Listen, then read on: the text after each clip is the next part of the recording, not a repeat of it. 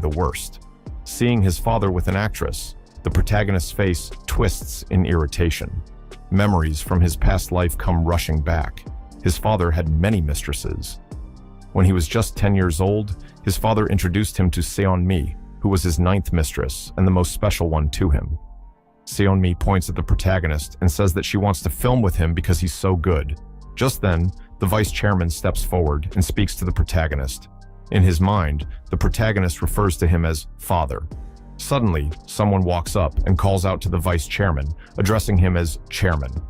That person tells him it's time to go inside.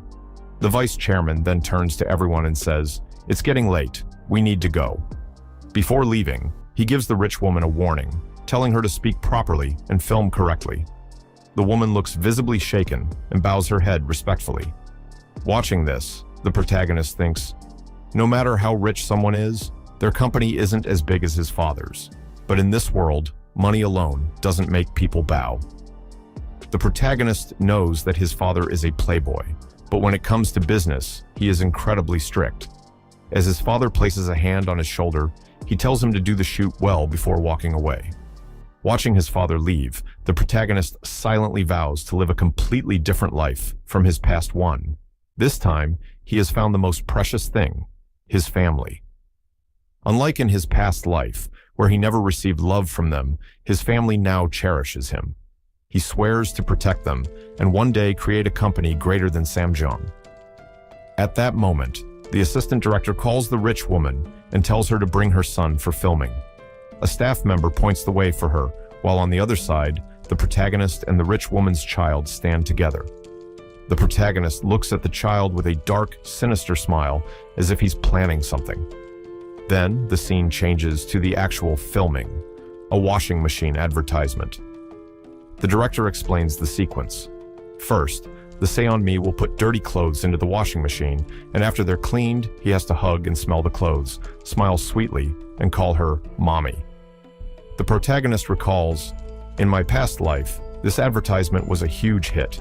It was recognized for its excellent direction and won the Donghae Advertising Award. The child actor in the lead role shot to stardom. However, as soon as the filming starts, the child keeps crying non-stop, making Seon-mi frustrated. Annoyed, Seon-mi asks, "What's wrong with this kid? Why is he acting like this?" Whenever anyone approaches him, the child lashes out, even hitting people. The protagonist's mother is shocked, wondering why the child is behaving like this. Meanwhile, the protagonist simply smirks darkly. It turns out that a little while ago, the protagonist had spoken to the child. He had given him an amazing tip. If you don't want to do this and you want to escape from your mom's oppression, just cry and hit people every time Seon-mi comes near you. That way, they'll send you home quickly. Somehow, despite being a baby, the protagonist managed to communicate with him, which is why the child is behaving this way. The director calls for a backup child actor, and upon hearing this, the rich woman becomes furious. "My son is the winner. How can you call a backup child?" she shouts. The director, clearly frustrated, responds, "Your son has been crying for an hour, and we still haven't been able to shoot anything.